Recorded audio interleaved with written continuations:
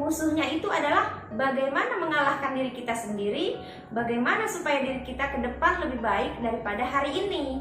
Karena kebiasaan mengurangi kebiasaan-kebiasaan buruk itu, itulah sebuah kebiasaan yang baik.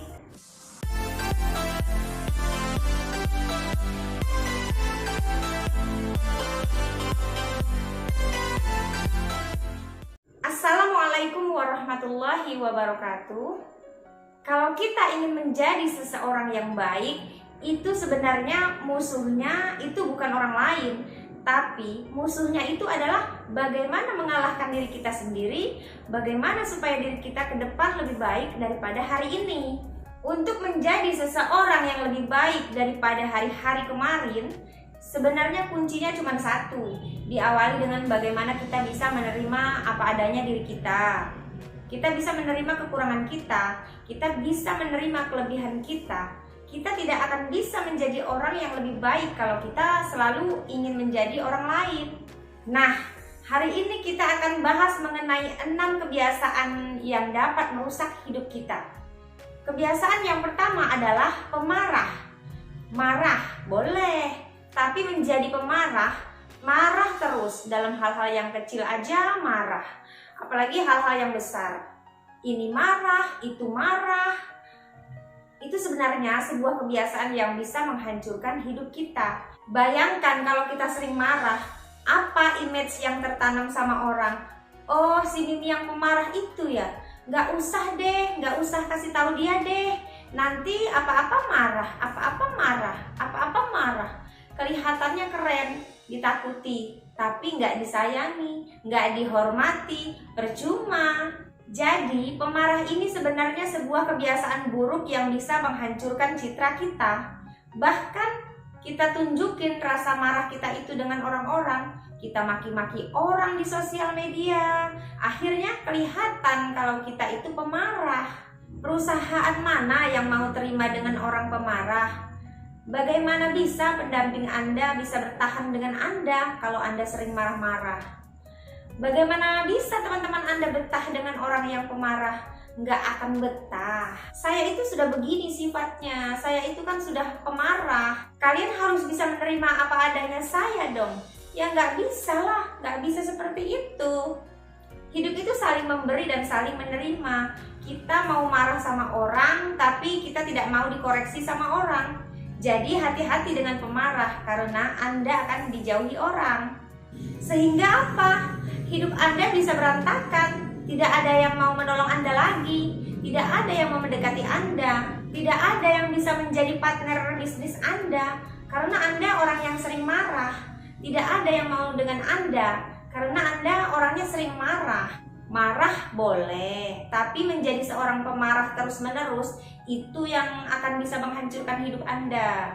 Yang kedua, kebiasaan yang dapat menghancurkan hidup Anda adalah malas.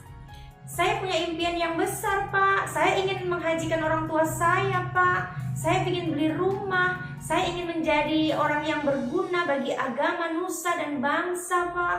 Tapi kerjanya sholat aja lupa. Mempunyai impian besar dan memilih menjadi pemalas adalah gila. Gila Anda, Pak. Anda sudah punya impian yang besar tapi Anda memilih menjadi pemalas. Banyak sekali orang pintar, banyak sekali orang yang tampan, cantik, tapi malas. Dia nggak akan bisa jadi apa-apa. Orang bodoh tapi dia rajin, dia masih bisa hidup. Tapi orang malas, walaupun pintar, walaupun jenius, dia nggak akan bisa kepake. Kenapa? Karena malas. Orang malas itu adalah ciri-ciri orang yang tidak mau bertumbuh. Jadi sifat pemalas ini itu bisa menghancurkan hidup Anda. Yang ketiga, ceplas-ceplos. Jujur boleh, ngasih tahu ke orang lain apa adanya boleh. Tapi ada kadarnya. Nggak semua kejujuran itu harus Anda ungkapkan ke orang tersebut. Anda boleh jujur, tapi ada juga yang Anda tidak harus ngasih tahu di depan dia.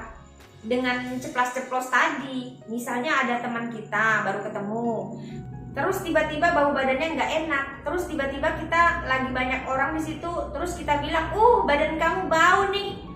secara ceplos-ceplos kita kasih tahu kondisi dia gitu, ya bikin dia malu lah. Maksud kamu baik, iya baik kamu masih tahu dia begitu, tapi caranya yang salah. Ada ilustrasi yang menarik. Anda haus, Anda minta tolong ke orang untuk ngambilin botol mineral water. Orang itu ambilin, dia langsung lempar ke muka kamu. Bek, kamu marah nggak? Ya pasti marah. Padahal maksudnya baik, tapi caranya yang salah, melempar ke muka kamu. Begitu juga dengan ceplas-ceplos tadi. Maksud kamu baik, iya baik bagi kamu, tapi orang lain terluka. Jadi hati-hati dengan ceplas-ceplos. Omongin apa yang harus diomongin, tapi pilihlah diam kalau kamu merasa omonganmu nanti itu bisa membuat orang lain terluka. Jadi hati-hati dengan ceplos-ceplos ini, karena kebiasaan ceplos-ceplos ini adalah salah satu kebiasaan yang bisa menghancurkan hidup kita. Yang keempat adalah selalu berburuk sangka. Berburuk sangka wajar, kita hanya manusia biasa.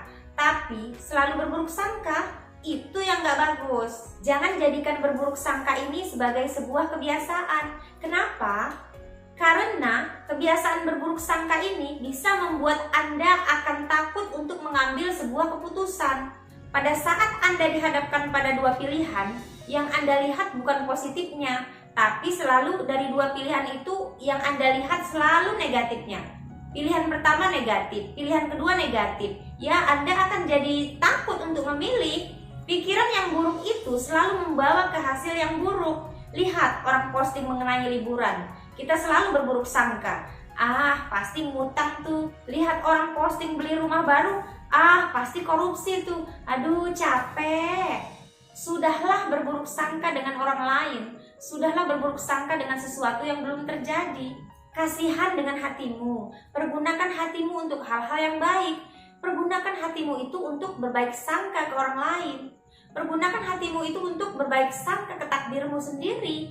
Capek loh otak sama hatimu itu dipakai untuk berburuk sangka terus kepada orang lain, kepada masa depan, kepada takdirmu. Pakailah hatimu, otakmu itu untuk berprasangka baik kepada nasibmu, kepada masa depanmu, kepada orang lain. Insya Allah jalanmu akan lapang untuk mengarungi perjuangan hidup ini. Yang kelima adalah cemburu buta. Cemburu itu bumbu-bumbu percintaan dua insan manusia yang lagi dimabuk asmara, yang lagi menjalin hubungan. Cemburu itu sangat boleh, yang tidak boleh adalah cemburu buta. Kalau kata Dilan, cemburu ini hanya dilakukan oleh orang-orang yang tidak percaya diri. Itu saya sependapat sekali. Apa aja dicemburuin. Kasihan pasanganmu, kasihan istri atau suamimu, karena dampaknya sangat jelek sekali. Dampaknya itu, kalau itu terus-menerus, Anda akan selalu iri dengan orang lain. Anda akan selalu iri dengan pencapaian orang lain. Anda akan membuat karakter Anda menjadi posesif. Anda menjadi orang yang tidak percaya diri. Yang keenam adalah menyalahkan diri sendiri. Introspeksi penting. Mengevaluasi kelemahan-kelemahan kita itu sangat penting. Tapi bukan harus menyalahkan diri sendiri. Setiap manusia pasti ada berbuat salah terhadap hidupnya. Tapi kesalahan itu jangan sampai Anda menyalahkan diri Anda terus. Karena Anda nanti tidak akan berkembang. Kita ini cuma manusia biasa yang bisa salah. Jadi, berhentilah untuk selalu menyalahkan diri Anda sendiri. Berhentilah untuk menyalahkan diri Anda terhadap kegagalan-kegagalan yang terjadi. Berhentilah untuk menyalahkan diri Anda terhadap sesuatu yang terjadi. Anda harus move on. Anda belajar dari kesalahan itu. Dan Anda harus bangkit satu kali lagi. Introspeksi penting. Evaluasi penting. Tapi menyalahkan diri sendiri itu yang tidak boleh. Kenapa? Karena kalau Anda menyalahkan diri Anda sendiri terus, Anda mengkerdilkan diri Anda sendiri terus. Berarti Anda mengkerdilkan pencipta Anda. Itulah 6 kebiasaan buruk yang bisa menghancurkan hidup Anda. Sekali lagi saya bilang, menjadi orang baik selalu diawali dengan penerimaan diri. Kalau kita mau menjadi orang yang lebih baik di kemudian hari, berarti kita harus mendata semua kebiasaan-kebiasaan jelek kita, kebiasaan-kebiasaan buruk kita. Setelah kita data, kita list, tugas kita adalah menguranginya satu persatu kebiasaan buruk tersebut. Karena Kebiasaan mengurangi kebiasaan-kebiasaan buruk itulah sebuah kebiasaan yang baik. Terima kasih, semoga bermanfaat. Assalamualaikum warahmatullahi wabarakatuh. Sukses buat kita semuanya.